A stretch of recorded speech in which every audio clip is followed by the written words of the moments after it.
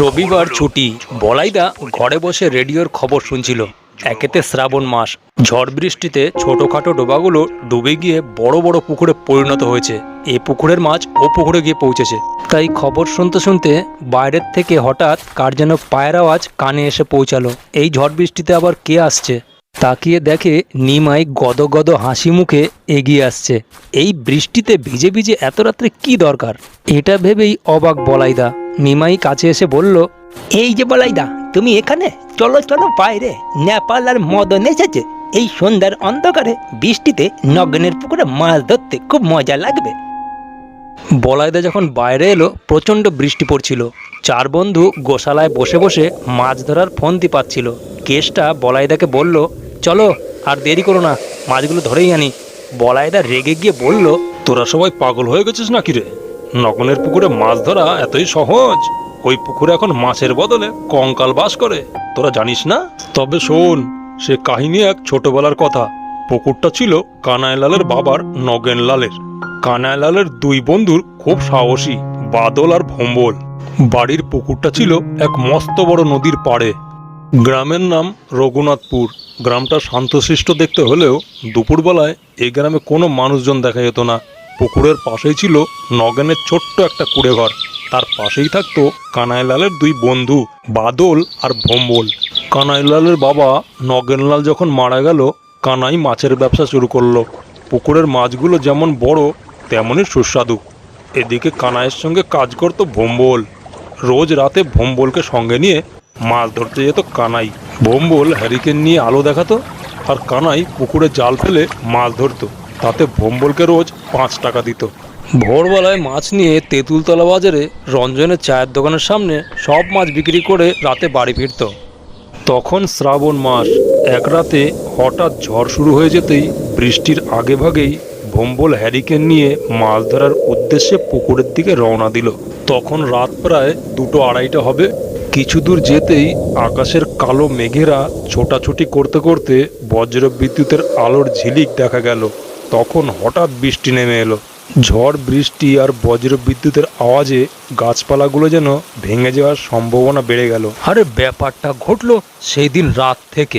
বৃষ্টি তো না, যেন মাঝে মাঝে ভূতের ইঙ্গিত দিচ্ছে বারে বারে। ভম্বল যখন ভুসুন্ডির মাঠে এসে পৌঁছলো, বৃষ্টির তীব্র যেন আরো বেড়ে উঠল। মাঠের শুকনো মাটি জল পেয়ে যেন কাদায় পরিণত হলো। যতই বৃষ্টি হোক পুকুরে পৌঁছতেই হবে। এমন সময় ভম্বল হঠাৎ থমকে দাঁড়িয়ে পড়ল। কোত্থেকে যেন একটা কান্নার আওয়াজ ভেসে আসছে ভম্বলের কানে। আওয়াজটা কোথা থেকে আসছে বুঝতে পারলো না। কি মন হলো একবার পেছন দিকে ঘুরে দাঁড়িয়ে দেখে দূরে কে যেন গাছতলায় বসে বসে কাঁদছে। ভম্বল কিছুক্ষণ দাঁড়িয়ে দাঁড়িয়ে মনে মনে ভাবতে লাগলো, এই লোকটা ওর কে? সাহস করে এগিয়ে দেখা যাক, নিশ্চয়ই এত রাত্রে কোনো অসুবিধায় পড়েছে। ভম্বল লোকটার দিকে এগিয়ে জিজ্ঞেস করলো, কে গা তুমি? এইখানে গাছের তলায় এইভাবে বৃষ্টি বাদলে বৈশা বৈশা কাঁদাছ? আগে তো তোমায় এইখানে কখনো দেখি নাই। তোমার বাড়ি কোয়ানে? আহা, তুমি যে পুরা বৃষ্টিতে ভিজা গেছো। আচ্ছা, এতক্ষণ আমি বুঝেছি, এই গ্রামের নিশ্চয় তুমি ঘুরতে আইসো। বলেই হ্যারিকেনের আলোটা মুখের দিকে তুলতেই মানুষের রূপটা একেবারে পাল্টে গেল। তখন আর বেশি দেরি করলো না, মারলো এক ছুট। ছুটতে ছুটতে একেবারে কাদায় একটা রাম আছাড় খেলো। কয়েক সেকেন্ড লাগলো উঠে দাঁড়াতে, তারপর মারলো আরেক ছুট। ওই পিশাচ ভূতটা ভম্বলের দিকে তাকিয়ে থাকতে থাকতে হঠাৎ এক লাফে মোটা বট গাছটার উপরে আবার চড়ে বসলো। এদিকে প্রতিদিনের মতন কানাই মাছ ধরতে পুকুরে এলো। ভম্বল কিন্তু সেদিন পুকুরে আসেনি। এই ঝড় বৃষ্টির গাছের আড়ালে একটা কঙ্কাল শাড়ি যেন থাবা মেরে দাঁড়িয়ে দাঁড়িয়ে কানাইয়ের মাছ ধরা দেখছিল, আর ভাবছিল কখন কানাইয়ের মাছগুলো খাবো। সুযোগ খোঁজার ফন্দি পাচ্ছিল। কানাই তখন মাছগুলো নিয়ে বাজারের দিকে রওনা দিল, আর কঙ্কালটা গাছের গোড়ায় দাঁড়িয়েই রইল। এই রঘুনাথপুর গ্রামে তেঁতুলতলা বাজারটা খুব নাম করা। এই বাজারে কানাইলাল প্রতিদিন নিজের পুকুরের মাছগুলো সব বিক্রি করেই তবেই বাড়ি যায়। ভালো ভালো রুই মাছ আছে, আমার নিজের পুকুরের মাছ, তাড়াতাড়ি সস্তায় দিয়ে দেবো। আসুন আসুন, ও দাদা, ভালো মাছ আছে, ভালো মাছ আছে, নিয়ে যান নিয়ে যান। এদিকে মাছ বিক্রি করতে করতে কখন যে রাত হয়ে গেছে বুঝতেই পারেনি। কিন্তু যাবেই বা কি করে? মোটে এক ঝুড়ি মাছ বিক্রি হয়েছে, এখনো এক ঝুড়ি মাছ রয়ে গেছে।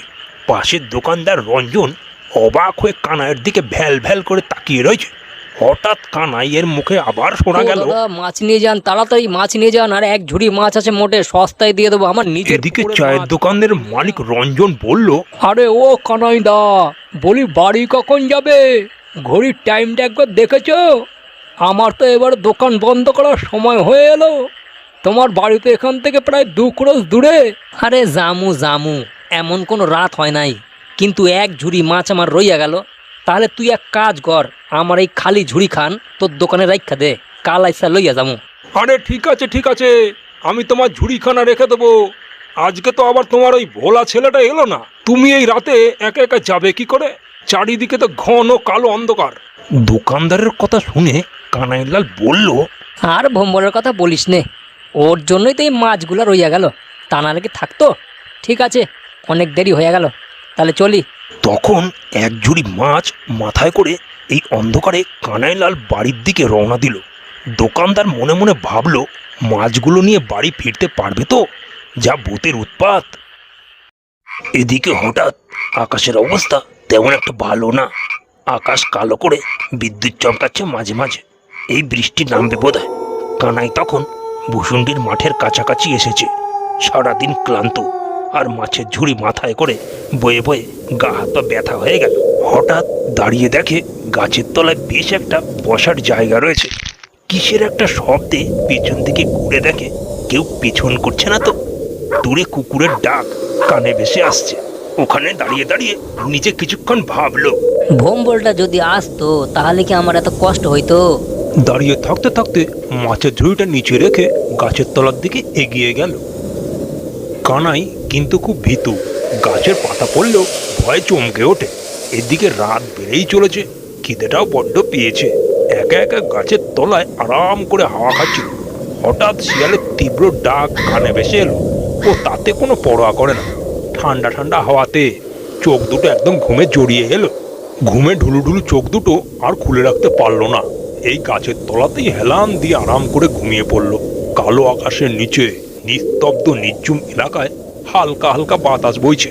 ঝিঝি পোকার ডাক অল্প ঘুম চোখে ভেসে এলো কানাইয়ের কানে। ঘন জঙ্গলের আড়াল থেকে একটা সাদা কালারের লম্বা লম্বা ঠ্যাঙে কঙ্কাল এগিয়ে আসছে কানাইয়ের মাছের ঝুড়ির দিকে। কানাই তখন দিব্যি গাছের তলায় নাক ডেকে আরাম করে ঘুমোচ্ছিল। কঙ্কালটা হাঁটু গেড়ে মাছগুলোর গন্ধ শুকতে লাগলো। টাটকা মাছের গন্ধে মন প্রাণ একদম ভরে উঠল। অনেকদিন টাটকা মাছ খায়নি বলে বাবু হয়ে বসে আরাম করে মাছগুলো খেতে লাগলো। বসে বসে দিব্যি মাছগুলো খেয়েই চলেছে। প্রায় 8-10খানা মাছ খাওয়ার পর নিজের চেহারায় যেন বাস্তবে ফিরে এলো। যেমন কালো তেমন চোখ দুটো জ্বলছে। সেই দিন রাতে কানাইয়ের ঝুড়িভর্তি মাছ সব খেয়ে নিয়েছিল। তারপর থেকেই রঘুনাথপুর গ্রামে নগেনের পুকুরে বাস করতে লাগলো। তা কানাই কিন্তু জানতো না। এদিকে হঠাৎ বিদ্যুতের ঝলক আর ঝোড়ো হওয়া বইতেই ঝিরিঝিরি বৃষ্টি শুরু হয়ে গেল। গাছের একটু পাতার ফাঁক দিয়ে বৃষ্টির জল কানাইয়ের গায়ে এসে পড়তে লাগলো। হঠাৎ বড় বড় চোখ খুলে চমকে উঠল। দূর থেকে ঝুড়িটার দিকে তাকিয়ে দেখলো কেমন যেন ঝুড়িটা খালি খালি লাগছে। তারপর উঠে দাঁড়িয়ে দেখে সত্যিই কি তাই, ওই ঝড় বৃষ্টির রাতে কোনো মানুষজন নেই। তারপর ঝুড়িটার কাছাকাছি এসে দেখে একটাও মাছ নেই, ঝুড়ি একেবারেই খালি। মাছগুলো কি হলো? আরে এ কি সর্বনাশ! এত টাকার মাছ শেষে কি কুকুরের পেটেই গেল? আরে বাবা, কুকুর খেলে তো মাছের একটু হলেও ডানা লাজা পড়ে থাকবে, কিন্তু এ তো পুরো চেটে পুটে খেয়েছে। কি মন হলো কানাইয়ের তখন একটু সন্দেহ হলো। মারলো এক ছুট এই বৃষ্টিতে, পেতনি ছাড়া কিছুই হতে পারে না। এদিকে কানাইয়ের বন্ধু বাদল তেঁতুলতলা বাজারে বসে বসে চিন্তা করছে, কানাইদা আজকে মাছ নিয়ে বাজারে আসেনি। বলতে বলতেই কানাই বাদলের সামনে এসে হাজির আর বলল, কিরে বাদল, এইখানে বসে আছিস? আরে আজকে আর মাছ লইয়া আনতে পারি নাই। কালকে রাত্রিবেলায় বাজার থেকে বাড়ি যাইতে একটু রাত্রি হইয়া গেছিল। ভোম্বলটাও কালকে আসে নাই, তাই এক ঝুড়ি মাছ রইয়া গেছিল। সেইটা লইয়াই আমি রাত্রিবেলায় বাড়ি ফিরছিলুম। ভূষুণ্ডির মাঠে যখন পৌঁছালাম, গাটা যেন কিরকম ছমছম করছিল। তা তাই গাছে হেলান দিয়া কিছুক্ষণ আমি ঘুমায় পড়েছিলাম। ঘুম থেকে উঠে দেখি আমার মাছের ঝুড়ি একেবারে খালি। আমার মনে হয় আমাদের পুকুরটায় কোনো পেতনি বাস করে।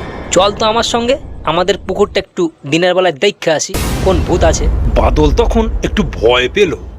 এদিকে বাদল দুপুর থেকেই কানাইদার জন্য ভেরেন্ডির জঙ্গলে দাঁড়িয়ে দাঁড়িয়ে অপেক্ষা করছিল, কিন্তু দুপুর করে সন্ধে হয়ে গেল, কানাইদার এখনো দেখা নেই।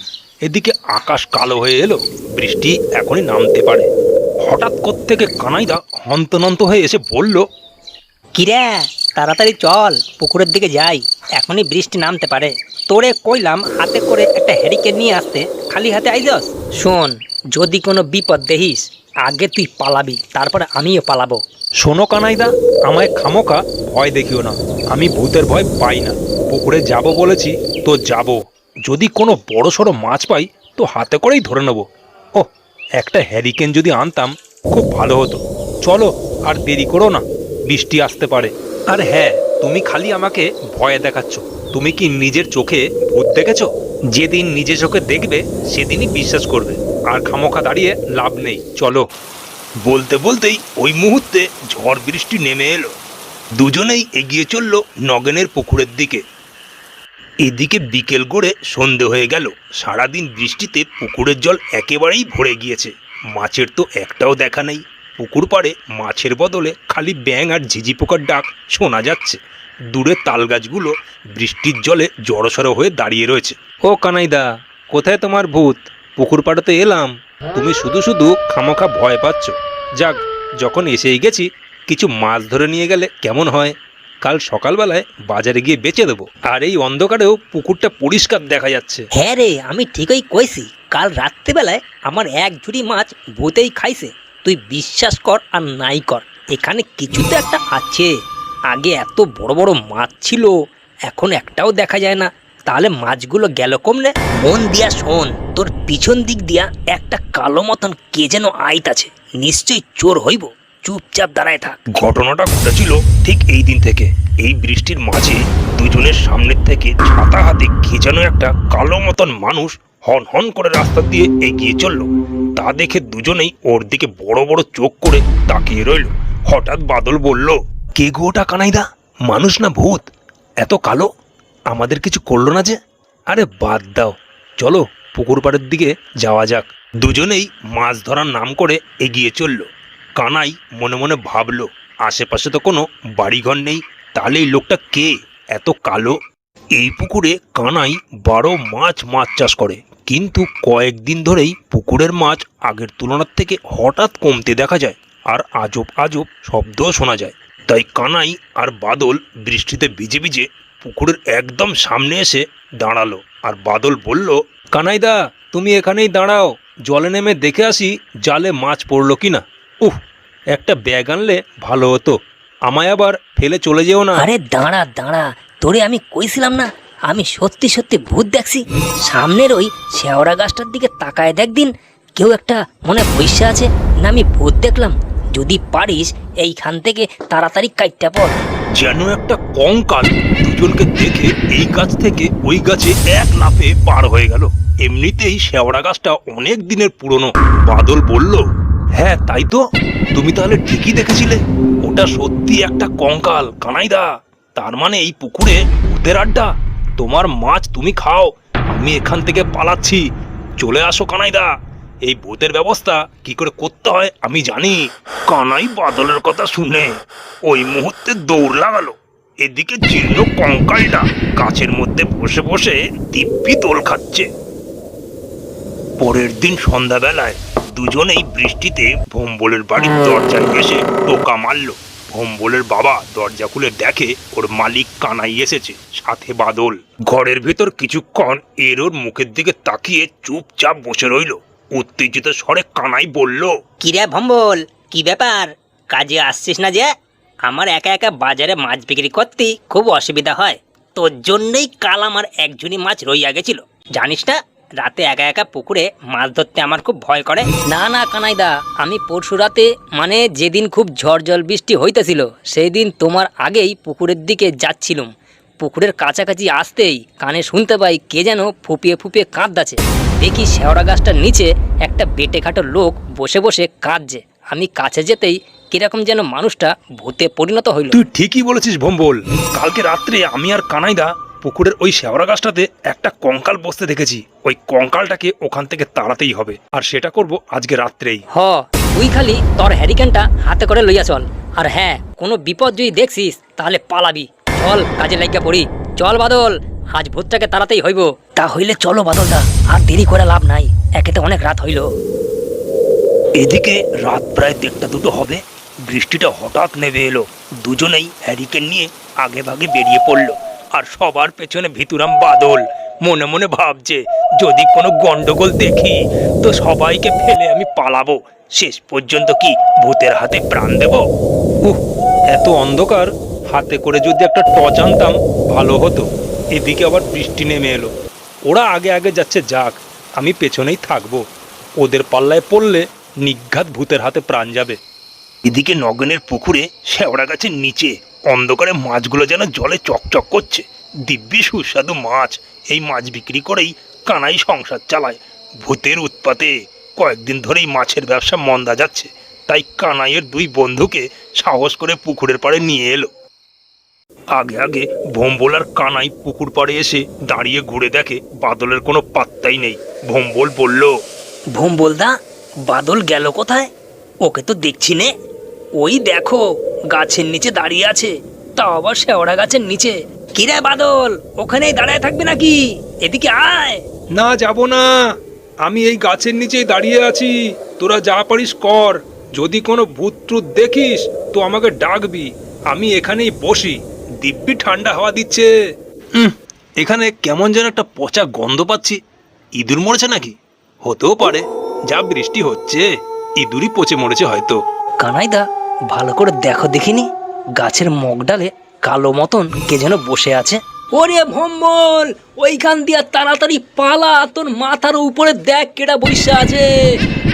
এদিকে বাদল যেই গাছটার নিচে বসে আছে তার মগডালের সেই ভূতটা। গায়ের রং কালো কুচকুচে, চোখ দিয়ে যেন আগুন ঠিকরে বেরোচ্ছে, যেন এক্ষুনি এক লাফ দিয়ে বাদলের ঘাড়ে চেপে বসবে। তখন যেন পচা গন্ধটা আরো তীব্র হয়েছে। বাদলের মাত্র 10-15 হাত দূরে ভূতটা বসে বসে বাদলের দিকে এক দৃষ্টে তাকিয়ে রয়েছে। ওদিকে কানাই বলল, বুঝলি ভম্বল, আমার মনে হয় বৃষ্টির আওয়াজে ও কিছুই শুনতে পারতাছে না। তুই এইখানেই দাঁড়া, বিপদ বুঝলে পালাবি। আমি বাদলের একটু কাছাকাছি যাই, বাদলকে ভূতের হাত থেকে বাঁচাতেই হইব। দূর, কানাইদা আবার এদিকে কি করতে আসছে? নিশ্চয়ই আমাকে জোর করে নিয়ে যাবে। আমি যাব না।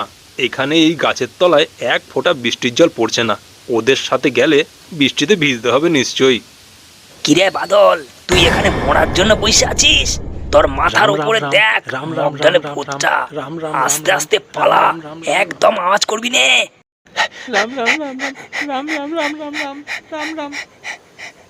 ওদিকে ভম্বলটা একটা ঝোপে লুকিয়েছিল। সবাই যখন পালিয়েছে প্রাণপণে ছুট লাগালো। ওই মুহূর্তে কালো পেতনিটা যেন শেওড়া গাছটার থেকে এক লাফে নিচে নেমে এলো। আর একটু হলেই ভম্বলটা ভূতের হাতে নিশ্চয়ই মারা পড়তো। ওই অন্ধকার বৃষ্টির রাতে যে যেদিকে পেরেছে পালিয়েছে, কিন্তু বাদলকে খুঁজে পাওয়া যাচ্ছে না। কানাই আর ভম্বলকে 2টো শিয়াল তাড়া করে চলেছে। রাত যতই গভীর হয় ততই ঝড় বৃষ্টি যেন আরো জোরে আসে। সে এক অনেক বছর আগেকার কথা। নগেনের ছেলে কানাই, ভম্বল আর বাদল কেউ আর বেঁচে নেই। আর তোরা বলছিস নগেনের পুকুরে মাছ ধরতে, তাও এই ঝড়ঝড় বৃষ্টির রাতে? তোরা হয়তো এখনো জানিস না যে ওই পুকুরে গলা অবধি ডুবে রয়েছে সব কঙ্কালের দল, আর চারিপাশে বাঁশবাগানে মোড়া।